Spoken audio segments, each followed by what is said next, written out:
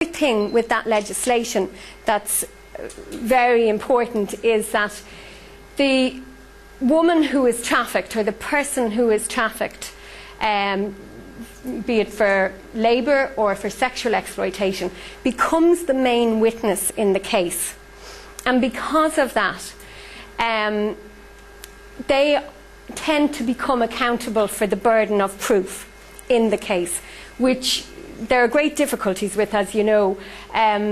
For example, if somebody's in the asylum process and they've already gone into the asylum process in Ireland and later they're identified as a victim of trafficking, there are lots of reasons why they might not come forward. Certainly fear is one of them, but also in terms of trying to give really good statements to the Gardaí, a large amount of these people would have very, very low literacy skills.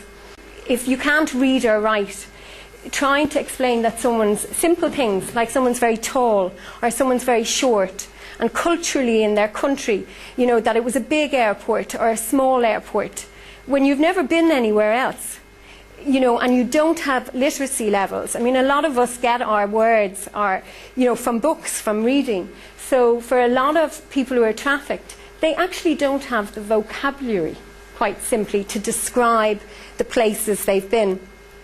So if they're asked, you know, did they come through Dublin Airport? And, for example, if they don't speak English and they don't read or write in their own language, can you imagine how hard it is to explain what airport they came through? You know, and they might be asked things like, was there a big car park? Well, have they ever seen a small car park? You know, what is that? So it's just really getting to kind of understand the complexities of what that might be like for a trafficked person. So legislative developments. I suppose in 2007 the Immigration, Residence and Protection Bill kind of lapsed. Again, it was withdrawn in 2008. And it went to the committee stage in last year, in November. So we're still awaiting its publication. We're very hopeful, but what you have to remember with that is it's approximately, now I don't know exactly, a 500-page document. And we know there's at the moment maybe 1 or 2 pages on trafficking. So trafficking is a very small piece, if you like, of legislation. And I suppose we believe that it should be given more prominence because of the seriousness of the crime. But Ireland have left out humanitarian grounds. So the Council of Europe basically states that somebody should be considered a victim of trafficking on humanitarian grounds. She can, or he can be identified as a victim of human trafficking because of everything that's gone on, but because of humanitarian grounds. Now, in Ireland, what we do is we only identify someone as a victim of trafficking if they're willing to participate in a criminal investigation. That's a big problem. That's a big problem because, as I outlined already, if you've problems with literacy, if you're afraid of the gang of traffickers, and for lots of reasons you can be very fearful in really a large number of cases. We know that the traffickers have access to the trafficked person's home life, if you like, and often her parents or his parents will think the person is going off to Ireland or somewhere else to start a lovely new life, and they're going to be able to send back money and they're going to be well educated, and in their village or town their kinsfolk are really, really proud of them. So for the woman to be told by her traffickers, we've photos of you on Escort Ireland, you know, we can just send them to your parents. That fear is absolutely huge for her parents to lose face like that, her whole family to be embarrassed of her. So they can use that kind of threat, but they can also very violently threaten people's families. And certainly in Ruhama we have experience of women whose fathers were very badly beaten up, and that when the daughter would ring home, the mother would actually say, "You can't ring here again.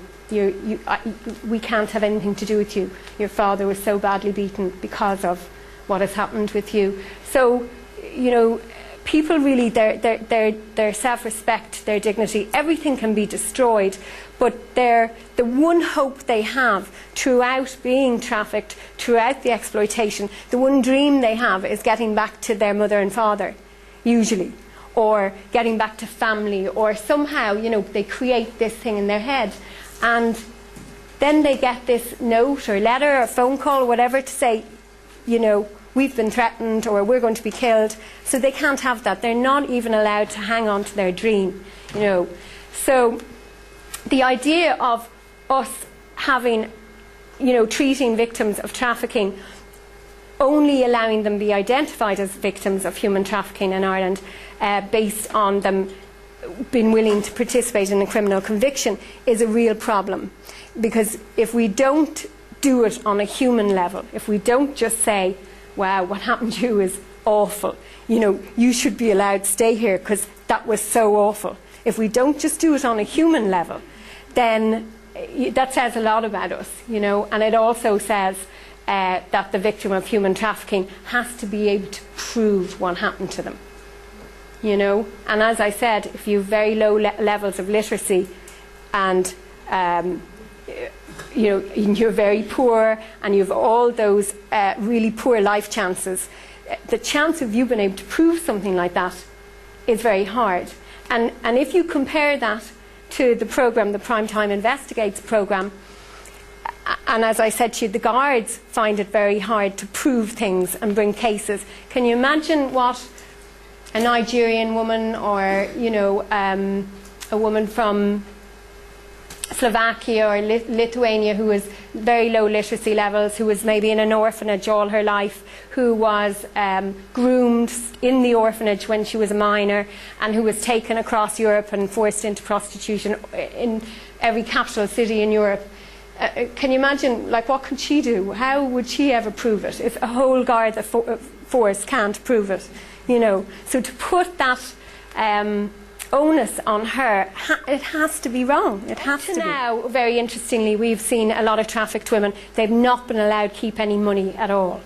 But interestingly, we would see again, and we cannot say it's a trend because we don't know enough yet, but suffice to say, if we know the indicators of human trafficking, and one of them is that the woman doesn't get to keep any of the money for the sexual services she had to give, the traffickers know that too, and we think possibly what they're doing is they're changing that slightly, so they might give her 10%, so that if it did come to court, the woman can't say she got no money, and that somehow, the fact that she got money, somehow greys the area a little bit, because the traffickers are very clever.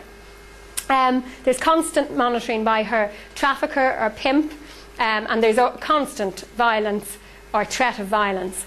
We know women who were never hit. There was never a hand raised to them, but they were told you can't go outside the door, or they would be told you can go to the shop. When you're in the shop, I want you to ring me. And the women would go to the shop and ring the trafficker or the pimp and say, I'm in the shop now. And the trafficker would say, you have 10 minutes. And they would know when they come back. They would ring them then, say, you're back. It was so controlling. And again, it's quite clever, because if it goes to court, well, did he ever hit you? Well, no, he didn't really ever hit me. Or did. So why didn't you just leave? And people find it very difficult to understand.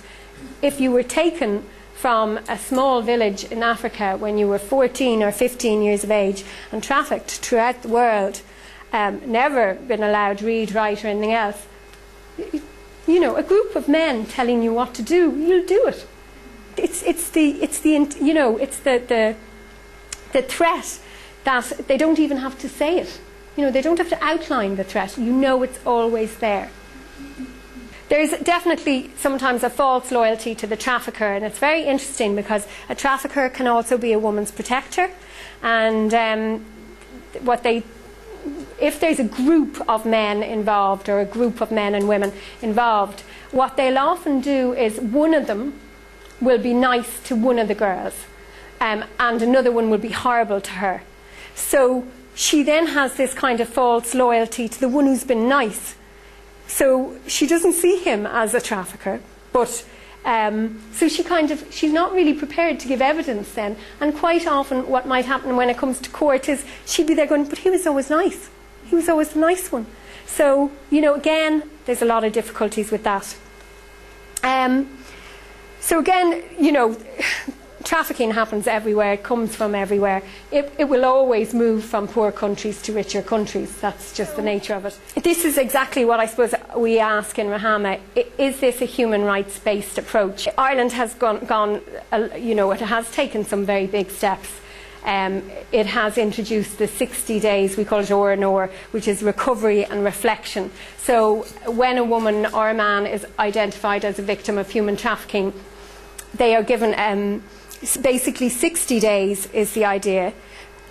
And in that 60 days, they're allowed to recover and reflect, and they don't have to take part in a criminal investigation for that 60 days, because the idea is that they're supposed to gather their thoughts and try and get well enough so that they get to the point where they can work with Gardaí on an investigation. In that time, they're also given the 6-month temporary residence permit, and that's obviously if somebody's a non-EU national. So they'd be allowed to stay in Ireland for 6 months. And again, that sounds great, but in practice it doesn't necessarily happen that way, because again, a lot of the people that Ruhama would work with are already in the asylum process. They might be in the asylum process and have been told by their traffickers, you know, when you get to Ireland, you go into the asylum process, you stay in your direct provision, and then, you know, they will take them off and do, you know, and force them into prostitution. And for those women, they don't get the opportunity ever of that 6-month temporary residence permit, because by the time they tell what's happened to them, they might be way down the asylum process. They might actually have a deportation order. And even with that, the stigma of, you know, let's be frank, media and lots of other avenues where women who have a deportation order and then think, I've nothing to lose, I may as well tell the truth about what happened to me. And they come and they say, I was trafficked here for sexual exploitation, and they have a deportation order. What's the first thing that everybody says? You're only saying that now because you have a deportation order, you know? So they have that stigma as well, and quite often if they're in direct provision, they have to deal with that. The idea of, oh, your one in room number 6 is only saying that because she's trying to stay, you know. And other people in direct provision would say, oh, I'd never say I was trafficked, you know, that does a disservice to women who were trafficked. So you have that whole conversation that goes on around it that makes it even more difficult for those women to come forward. So the other thing that has come up, I suppose, in the administrative arrangements is that the Gardaí are the only people now allowed to identify a victim of trafficking, which is fine if it's after an investigation, or, you know, if there's a process. I suppose what Ruhama would like is really for anybody to be able to identify a possible victim of trafficking. You know, any of you here should be entitled, after listening to a woman or a man's story of how they got to Ireland, you should be entitled to say back to them, that sounds to me like you're actually a victim of trafficking. I think, you know, we should get you some support or some assistance.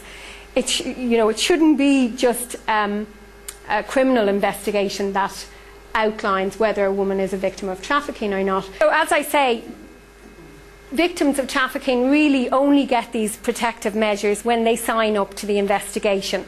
And, you know, you need to ask, is that a human rights-based approach?